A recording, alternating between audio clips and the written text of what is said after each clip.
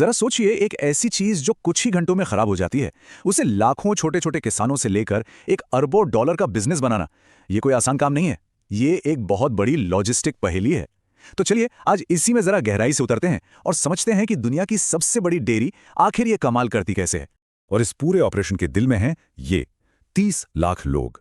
जी हाँ, ये कोई छोटी मोटी संख्या नहीं है। ये हैं अमूल कोऑपरेटिव के 30 लाख दूध उत्पादक। तो ये कहानी सिर्फ दूध की नहीं है, ये कहानी है उन लाखों परिवारों की जिनकी पूरी जिंदगी इसी पर टिकी है। तो फिर सवाल यही उठता है कि आखिर लाखों छोटे खेतों से आने वाला दूध, जो बहुत जल्दी खराब हो सकता है, उसे एक मल्टी बिलियन डॉलर बिजनेस में कैसे बदला जाता है। देखिए, ये सिर्फ एक सवाल नहीं है, ये तो एक ऑपरेशनल नाइटमेयर जैसा है। और इसका जवाब छुपा है टेक्नोलॉजी में। आइए देखते हैं कैसे। तो इस पूरी कहानी का हीरो है अमूल, दुनिया की सबसे बड़ी डेयरी कोऑपरेटिव।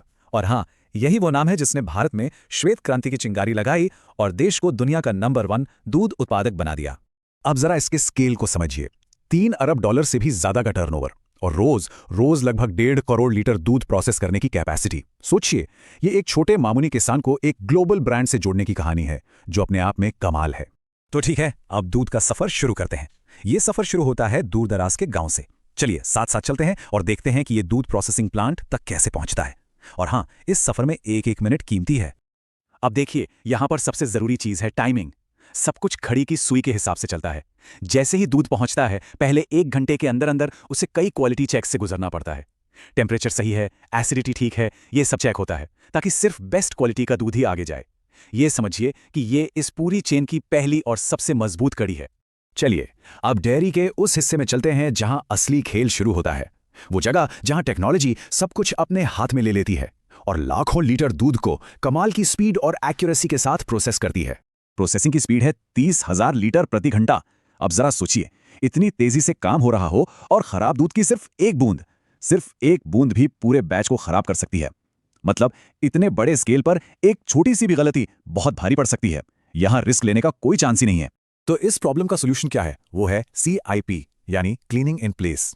ये एक ऑटोमेटेड सिस्टम है। मतलब कोई इंसान नहीं, मशीनें खुद ही इन बड़ी बड़ी पाइपलाइंस और टैंक्स को अंदर से एकदम साफ और सैनिटाइज कर देती हैं। इससे ये पक्का हो जाता है कि दूध की हर बूंद एकदम साफ और सेफ है। अब दूध पाउडर बनाने का जो प्रोसेस है, वो सुनने में भले ही कॉम्प्लेक्स लगे, लेकिन इसे 5 आसान स्टेप्स में बांटा गया है। सबसे पहले दूध में जरूरी एडिटिव्स जैसे विटामिन वगैरह मिलाए जाते हैं। फिर उसे गाढ़ा किया जाता है और उसके बाद गर्म हवा में स्प्रे करके तुरंत सुखा दिया जाता है, जिससे पाउडर बन जाता है। और ये सारा काम ऑटोमेटिक होता है ताकि क्वालिटी हमेशा एक जैसी रहे। तो ये तो हुई दूध की फिजिकल प्रोसेसिंग की बात। अब जरा एक डिजिटल चैलेंज की तरफ चलते हैं। सोचिए, एक ऐसा प्लांट मैनेज करना जहां अलग अलग मशीनें अलग अलग सिस्टम पर चलती हों। यहां पर असली दिक्कत ये थी कि प्लांट में 3 अलग अलग कंपनियों के ऑटोमेशन सिस्टम लगे थे, रॉकवेल, सीमेंस, श्नाइडर। और ये तीनों सिस्टम एक दूसरे से बात ही नहीं करते थे।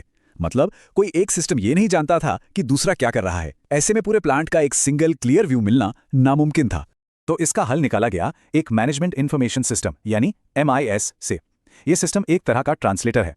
ये लैब से, वजन करने वाली मशीन से और अलग अलग कंट्रोल सिस्टम से सारा डेटा खींचकर एक सेंट्रल सर्वर पर ले आता है।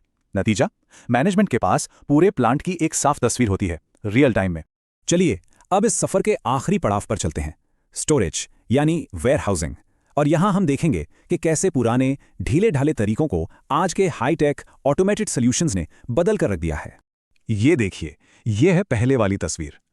पुराने गोदाम ऐसे ही होते थे, सामान बिखरा हुआ, जगह की भारी बर्बादी और हर चीज हाथ से करनी पड़ती थी, जिसमें रिस्क भी बहुत था। और सबसे बड़ी सिरदर्दी ये पता लगाना कि कौन से बैच का माल कहां रखा है। और अब देखिए बदलाव। ये आंकड़े पूरी कहानी बता रहे हैं। जगह इस्तेमाल हुई लगभग आधी, लेकिन स्टोरेज कैपेसिटी बढ़ गई 3 गुना।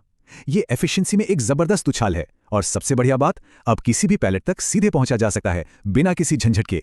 ये पहले और बाद की तस्वीर शायद इस बदलाव को दिखाने का सबसे पावरफुल तरीका है। जहां पहले अफरा तफरी थी, वहां अब एक साफ सुथरा, ऑर्गेनाइज्ड और पूरी तरह से ऑटोमेटिक सिस्टम काम कर रहा है।